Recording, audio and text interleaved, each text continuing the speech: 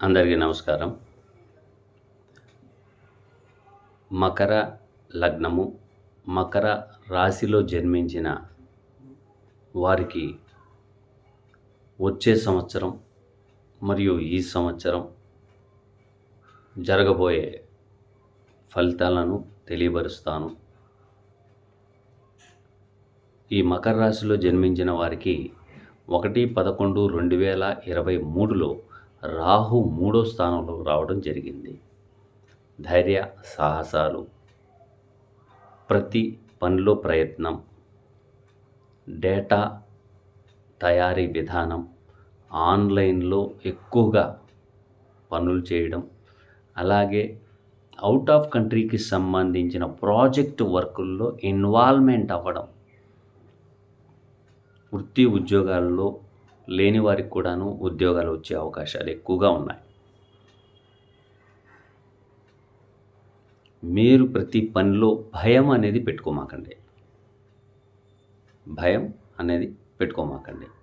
Coding విషయంలో ముందుకెళ్ళండి. Chemicals విషయంలో ముందుకెళ్ళండి.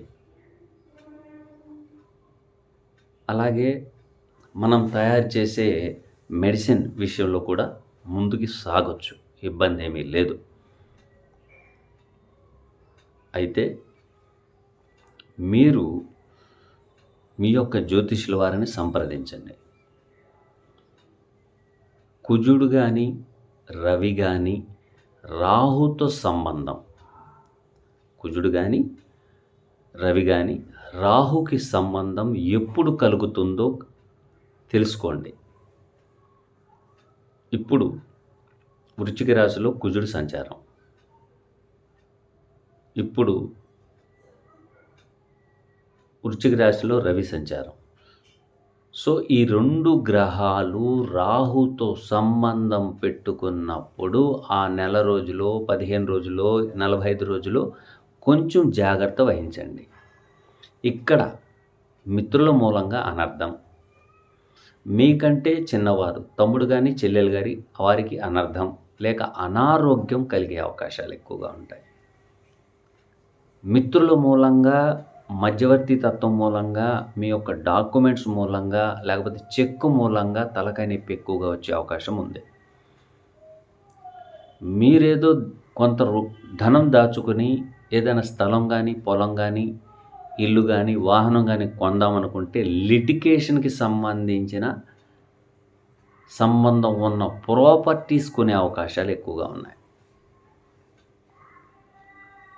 లిటిగేషన్కి సంబంధించిన ప్రాపర్టీస్ కొనే అవకాశం ఉంది. అయితే మీకు ఒక గొప్ప అవకాశం ఒకటి ఉంది. బుధుడు కానీ, శుక్రుడు కానీ రాహుతో 3వ భావంలో యుతిలో ఉన్నప్పుడు మాత్రం మీరు ఏ ప్రయత్నం చేసినా కూడా సక్సెస్ అయిపోయే రేటు 90% ఉంది. 90% సక్సెస్ రేట్ ఉంది. అయితే నెలకు ఒకసారి చంద్రుడు రాహుతో యుతి అవుతారు, శనితో యుతి అవుతారు. కాబట్టి ఆ రోజు ఏ పనైనా మొదలు పెట్టాలనుకుంటే 2 సార్లు చేయాల్సి వస్తుంది.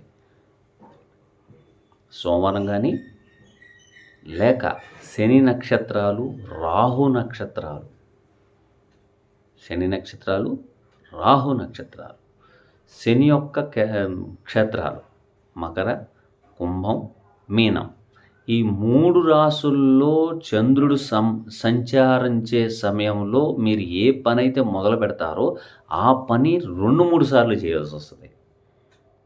ఒక వ్యక్తి దగ్గరికి వెళ్ళాలన్నా కూడాను 2-3 సార్లు వెళ్ళాలి. చిన్న చిన్న ప్రయాణాలు చేసే యోగాలు ఎక్కువగా ఉన్నాయి. ప్రయాణాలు చేసే యోగాలు ఎక్కువగా ఉన్నాయి. ఈ కుజ, శని, చంద్ర ఒక నెలలో ఖచ్చితంగా వాళ్ళు కలుస్తారు రాహుతో. రాహు, కుజ, చంద్ర కానీ, రాహు, రవి, చంద్ర కానీ కలిసే యోగం ఉంది. ఆ టైంలో మాత్రం కొంచెం జాగ్రత్త వహించండి. ప్రతి విషయం మీద ఆలోచించి ముందుకు సాగడం మంచిది. కాబట్టి ఒక్కసారి మీరు కూడాను రాహుకేతువుల పూజ చేయించండి.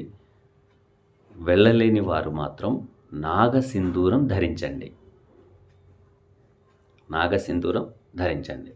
అలాగే మంగళవారం వినాయకుడికి గరికతో పూజ చేయండి. శుక్రవారం అమ్మవారికి కుంకుమతో పూజ చేయండి. ఇవి చేస్తూ మీ చేతికి డిజిటల్ వాచ్ మీ చేతికి కట్టుకోండి.